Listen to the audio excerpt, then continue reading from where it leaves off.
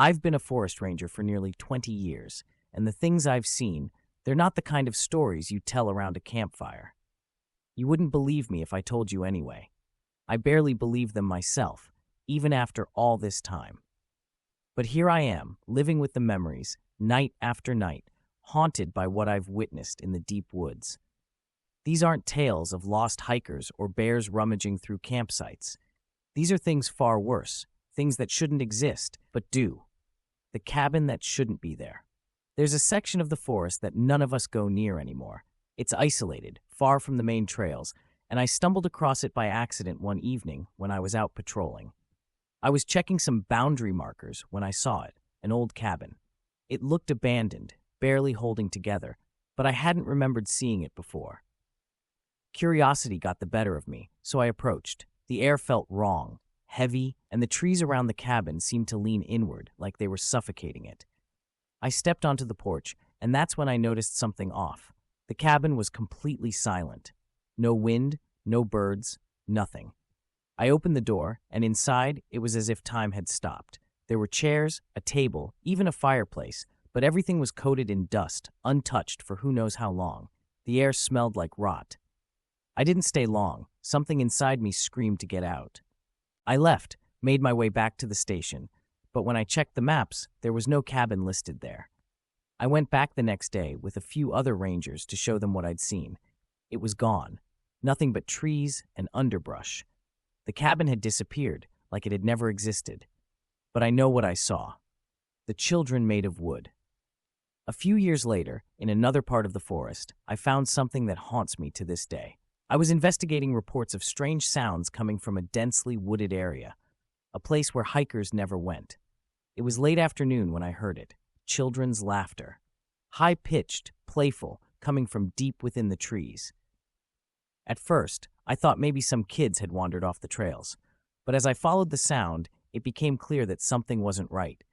The laughter seemed to come from all directions, echoing unnaturally. And then I saw them. 3 children, standing in a small clearing. Their backs were to me, but they were playing some sort of game, chasing each other around. But the way they moved wasn't quite right. Stiff, jerky, almost like marionettes. I called out to them, but they didn't react. I stepped closer, and that's when I saw their skin. It wasn't skin at all. It was wood.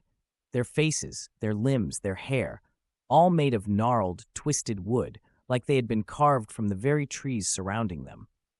One of them turned toward me, and its eyes were hollow, empty. I ran. I don't know what they were or why they were there, but I never went back to that part of the forest again, and I never reported it. Who would believe me? There's an old saying among the locals, if the deer in the woods look off, you're already in danger. I never took it seriously, until one night.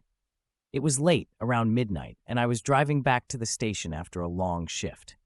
The road cut through a particularly dark stretch of forest, and that's when I saw it, a deer standing in the middle of the road. It was huge, easily bigger than any deer I'd ever seen, and it just stood there, staring at my truck. I slowed down, and something about it felt wrong. Its eyes weren't the glassy, vacant eyes of a deer. They were almost intelligent, watching me with a kind of malice that I can't explain. Its legs were too long, its body too thin, as if it were barely held together. I honked, trying to scare it off, but it didn't move. It just tilted its head, like it was considering something. Then, in one jerking, unnatural motion, it turned and walked back into the trees. I saw the way its body shifted as it moved, like it was struggling to maintain the shape of a deer. I kept driving, faster than before. Whatever that thing was, it wasn't a deer. The werewolf, I've dealt with all kinds of wildlife in these woods, but this wasn't an animal. Not a normal one, anyway.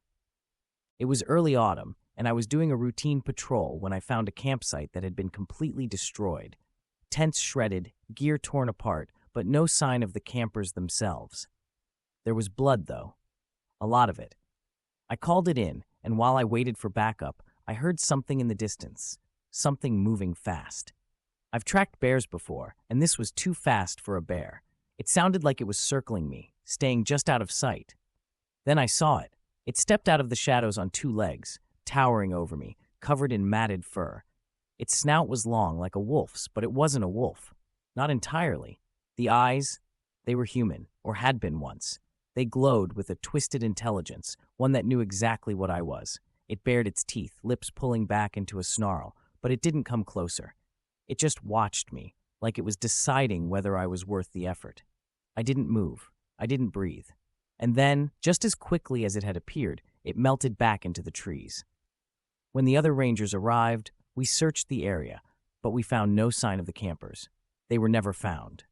The demon. Sometimes the forest doesn't feel like it belongs to this world. I've felt that way on several occasions, but none more so than when I encountered it. It was near a small cave, hidden deep in the forest. I'd been drawn there by a strange smell, sulfur, thick and heavy in the air. As I approached, the ground around the cave seemed to blacken, like the earth itself was rotting. I should have turned back, but something compelled me forward. The closer I got, the more I felt like I was being watched. No, hunted. There was something in that cave. I didn't see it, but I felt it. A presence, ancient and malevolent. It didn't want me there. It didn't want anyone there. The air around the cave felt thick with something dark, something beyond what I've ever known. I heard a low growl from within, a sound that wasn't animal or human. Something whispered to me then, in a voice that wasn't my own, telling me to leave, or I'd never make it back out. I didn't need to be told twice. These are just a few of the things I've encountered in these woods. There are more, but I doubt you'd want to hear them. You see, the forest holds secrets, dark, terrifying secrets that people aren't meant to know. Most people are lucky enough to walk through the woods and see nothing but trees. But once you've seen what's really out there, you can never go back. You can never forget.